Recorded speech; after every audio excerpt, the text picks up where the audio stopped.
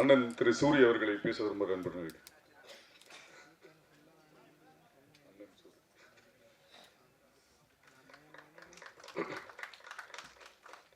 எல்லாருக்கும் வணக்கம்.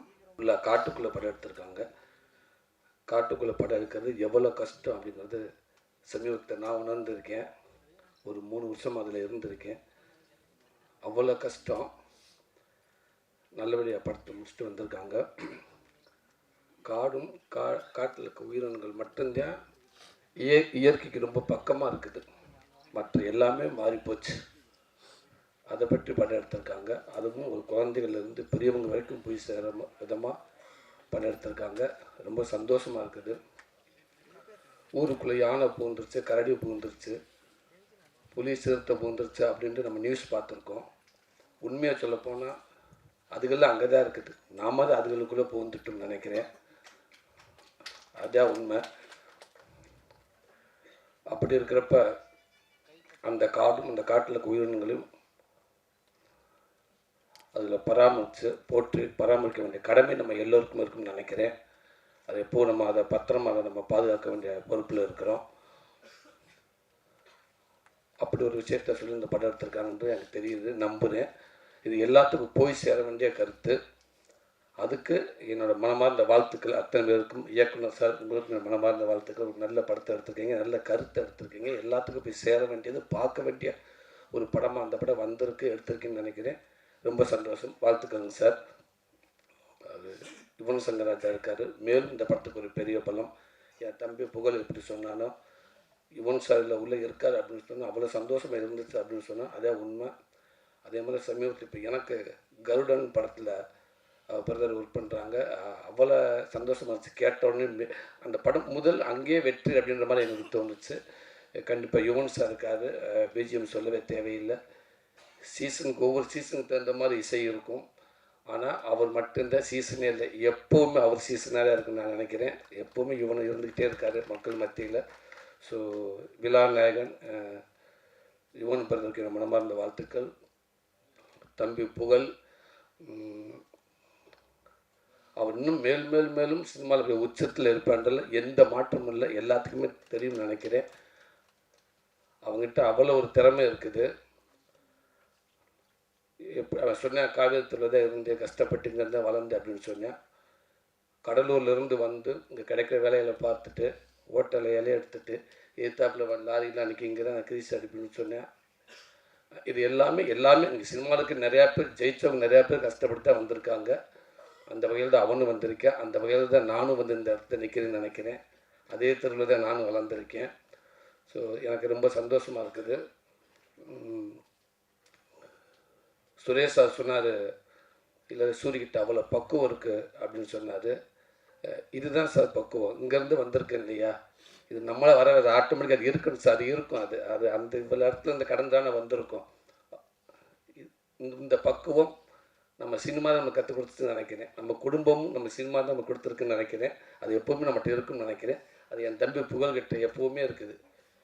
இன்றைக்கி தமிழ்நாட்டில் இருக்கிற எல்லா குடும்பத்துலையும் அவன் பேர் இருக்குது. நான் அவன் சொல்கிறது என் உரிமையில் சொல்கிறேன், தப்பாக நினச்சிக்கிறாதீங்க. எல்லா குடும்பத்துக்குள்ளேயும் அவன் பேர் இருக்குது. எல்லாரும் அவங்க ஃபேன்ஸாக இருக்காங்க. என் குடும்பத்தில் என் பிள்ளைகளும் அவங்க அப்படி ஒரு ஃபேன்ஸ். ஒரு சீனில் எனக்கு டைலாக் கம்மியாக இருக்குது, எனக்கு டைலாக் வரலை, எனக்கு ஏதாவது ஒரு லைன் கொடுங்க, இல்லை டைலாக் கொடுத்தா கூட எனக்கு எண்டு பஞ்சு என்னோடய பஞ்சாக இருக்கணும் அப்படின்னு நிறையா பேர் எதிர்பார்க்குற இடத்துல அந்த ஒரு சீனில் 5 நிமிஷம் சீனாக இருந்தாலும் அவனுக்கு டைலாக்கே இல்லாமல் அவனை நடிக்க வைக்கலாம். அவன் ஹோல்ட் பண்ணுவேன் அந்த சீனை. 100% அந்த சீனை அவன் பாட்டிவாங்க. அவன்கிட்ட அவ்வளோ திறமை இருக்குது. சின்ன சின்ன சின்ன சின்ன ரியாக்ஷன்ஸ். நான் கூட 2 படம் நடிச்சிருக்கேன். சீன் நடிக்கிற ஆக்ஷன் சொல்கிற வரைக்கும் என்கிட்ட வராத பேசாதுன்னு நான் சொல்லிடுவேன். தயவுசெய்து பேசாதா அப்படின்ட்டு. இல்லைன்னா நான் டக்கு மிஸ் ஆகிடும் சொன்னால் கேளு, இது சீரியஸ்ன்றா சொன்னா கேள்றா தம்பி, கிட்ட வராத பேசாதான்னு குட்டு ஒரு விஷயத்த சொல்லி சிரிக்க வச்சுக்கிட்டே இருப்பான். இப்போ கூட நான் பேசிக்கிட்டு இருக்கே கேட்டேன். எல்லோரும் சொன்னாங்க புலிக்கிட்ட வந்து அவ்வளோ பயமாக இருந்துச்சுட்டு. எப்போ புலியை சமாளிச்சுன்னு கேட்டேன். அதுக்கு அவன் சொன்னேன், நான் சிங்கப்புலி அண்ணனவே சமாளிச்சுட்டு இந்த புலியை சமாளிக்க மாட்டேனா இல்லையா. இப்படி தான் அவன் குட்டு அவங்ககிட்ட இருக்கிறப்ப அதை நம்ம சிரிச்சுக்கிட்டே இருக்கலாம். அவ்வளோ அவ்வளோ திறமைகள் இருக்குது. நான் திருப்பி திருப்பி சொல்கிறேன், உனக்கான வாய்ப்பு இங்கே ஜெயிக்கிறது அப்படின்றத விட நிலைக்கிறது ரொம்ப கஷ்டமாக இருக்குது. ஜெயிக்கிறது முக்கியம், அதை விட நிலைக்கிறது ரொம்ப முக்கியம். அது நீ கவனத்தில் எடுத்துக்கணும்னு நினைக்கிறேன். கண்டிப்பாக உனக்கு எப்போவுமே இருக்குது தம்பி. உன்னை சுற்றி அவ்வளோ பேர் இருக்காங்க. விஜய் டிவி தாம்சன் சார் வந்து சொன்னார், அவனை பற்றி அவ்வளோ சொன்னார். அதுக்கு இவன் பெரிய நன்றி சொன்னேன். உண்மைக்கு நானும் இந்த இடத்துல இருந்து நான் அவருடைய ரசிகனாக நான் சொல்கிறேன். Thank you sir. நீங்கள் புகழ மட்டும் இல்லை, இன்றைக்கி இருக்கிற தமிழ் சினிமாவில் டாப் ஹீரோக்கள்லேருந்து காமெடியன்கள்னு பல நடிகர்களுக்கு பின்னாடி உங்களை மாதிரி ஆள் இருந்திருக்கீங்க, நீங்கள் இருந்திருக்கீங்க. பெரிய பெரிய ரொம்ப ரொம்ப சொல்கிறேன். நானே நிறையா தடவை கேட்பேன். என்னோடய படங்கள் இருக்கிறப்ப நிறையா தடவை நான் முயற்சி பண்ணியிருக்கேன். தாம்சன் சார் பார்க்கலாமா, அவர்கிட்ட இந்த ஸ்கிரிப்டை கொடுக்கலாமா, அவர் ஒர்க் பண்ணி கொடுப்பாரு அப்படின்னு கேட்டிருக்கேன், ட்ரை பண்ணியிருக்கேன். ஆனால் அவரை சுற்றி அவ்வளோ கூட்டம் வந்துக்கிட்டே இருக்குது. கண்டிப்பாக அதுக்கான வாய்ப்பு இல்லை. ஏன்டா அவர் விஜய் டிவியில் கண்டினியூவாக ப்ரோக்ராம் பண்ணிகிட்டே இருக்காரு அப்படின்னு தான் நான் கேள்விப்பட்டிருக்கு. வர முடியாமல் இருந்திருக்கு. இப்பவும் சொல்கிறேன், அது ரொம்ப ரொம்ப ஒரு பெரிய பாக்கியம் சார். அத்தனை பேருக்கும் வாழ்த்துக்கள் சார். இன்னும் நிறையா புகழை, இன்னும் நிறையா அந்த மாதிரி நிறைய ஹீரோக்களை, நிறையா காமெடிகளை நீங்கள் உருவாக்கிட்டே இருங்க சார். கண்டிப்பாக சார். மிகப்பெரிய அடையாளமாக இருக்குன்னு நினைக்கிறேன். Thank you sir. சுரேஷ் அண்ணா, அவர் சார் ரொம்ப அற்புதமான ஒரு நல்ல மனிதர். நான் என்ன சொன்னாருக்காக நான் திருப்பி சொல்லலை. அவர் இதுக்குமே படங்களும் பார்த்துருக்கோம், அவருடைய அணுகுமுறையும் பார்த்துருக்கேன். இந்த படம் சமீபத்தில் அவர்கிட்ட பேசுகிற வாய்ப்பு கிடச்சி. அப்போ இன்னும் ஃபஸ்ட் கிளாஸ் ஒரு கதை ஒன்று சொன்னார். ஒரு சர்க்கஸை பற்றி, ஒரு அனிமல்ஸை பற்றி, பேட்ஸ் இதில் பற்றி சில ஒரு ஸ்டோரி சொன்னார். அவ்வளோ சூப்பராக இருந்துச்சு. கண்டிப்பாக சார் அந்த படமும் மிகப்பெரிய ஒரு படமாக வரும்னு எனக்கு நம்பிக்கை இருக்குது. அற்புதமாக இருந்துச்சு சார். எங்கள் அண்ணன் முத்துக்கலண்ணே, வணக்கம்ண்ணே. ரொம்ப சந்தோஷண்ணே. மனோரா டைலாக் நீங்கள் பேசுனீங்க. 18 வருஷத்துக்கு முன்னாடி இதே டைலாக் பேச நான் பார்த்துருக்கேன். இன்னும் நிறையா டைலாக் 5 நிமிஷம் நான் ஸ்டாப்பாக பேசுகிறாரு. நான் சினிமாவில் ஆரம்ப காலத்துலேருந்து நான் அவரை பார்த்துருக்கேன், அவர் கூட இருந்திருக்கேன். என்ன நிறைய இடத்துல என்னை கூட்டி போயிருக்காரு. உங்களுக்கு நானெல்லாம் கண்டிப்பாக அவரை பார்த்து நிறைய விஷயங்கள் நான் கற்றுக்கிட்டு இருக்கேன். இன்னும் மேலும் இந்த தமிழ் சினிமாவுக்கு இன்னும் ஒரு ஒரு நல்ல நடிகர் கண்டிப்பாக கிடைப்பா நான் நம்புகிறேன். அதேமாதிரி உங்களுக்கான சினிமா கண்டிப்பாக உங்களை எப்போவுமே கைவிடாதுங்க. உங்கள் திறமைக்கான வாய்ப்பு எப்போவுமே இருக்கும்னு, கண்டிப்பாக தமிழ் சினிமா ஒரு நல்ல இடம் உங்களுக்கு எப்போவுமே இருக்கும்னு நம்புகிறேங்க. சார்னு கூப்பிட கஷ்டமாக இருந்தால் தம்பின்னு கூப்பிடுங்க. சார்னு கூப்பிடவே வேண்டாம், நான் எதிர்பார்க்கவும் கிடையாதுங்க. ஈஸியாக கூப்பிடுங்க. தம்பின்ற வார்த்தை ரொம்ப ஈஸியாக இருக்குன்னு நான் நினைக்கிறேன். எப்போயுமே உங்களுக்கு நான் தம்பி தானே, இந்த தம்பின்னா கூப்பிடுங்க. இதில் ஒர்க் பண்ணிக்க அத்தனை பேர்த்துக்கும், ராதிகா மாஸ்டர் உங்களுக்கும் என்னோடய வாழ்த்துக்கள்.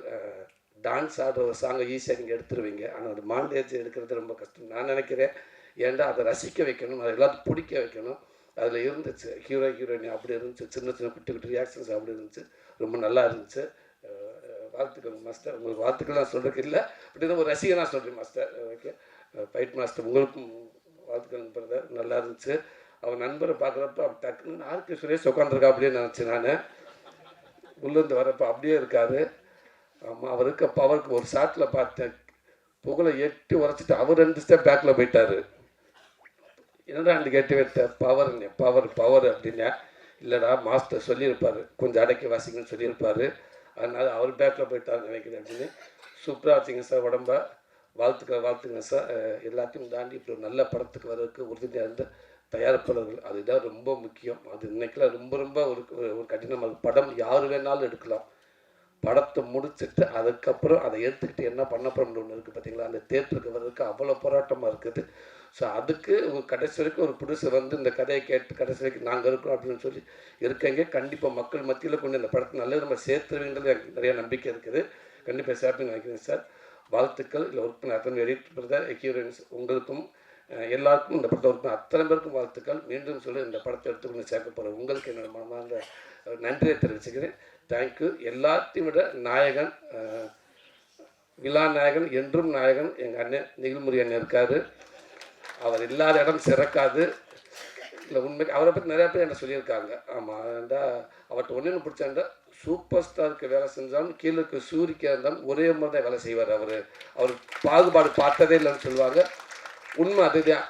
அது இப்போ பார்த்தீங்களா, வந்ததுலேருந்து அவன் வந்து என்னை ஒரு தடவை தான் கூப்பிட்டான் புகழ். நேற்று 2 தடவை சிறா தம்பி வந்திருந்தான்னு சொல்லிட்டேன். அதுக்கப்புறம் அந்த நம்பரை மனுஷன் அவன் அப்படி இங்கே மாற்றி விட்டான்.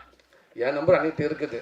சாயந்தரம் ஒரு 4 மணிக்கு ஆரம்பித்தாருங்க, ஒரு 100 ஃபோன் பண்ணியிருப்பார். உண்மைதான், அண்ணே நான் வந்துட்டுன்னு சொல்லிட்டேன். இல்லை கிளம்பிட்டீங்களா, எங்கே கிளம்பிட்டீங்க? இங்கே டைஸாக இருந்து கிளம்புனேன்.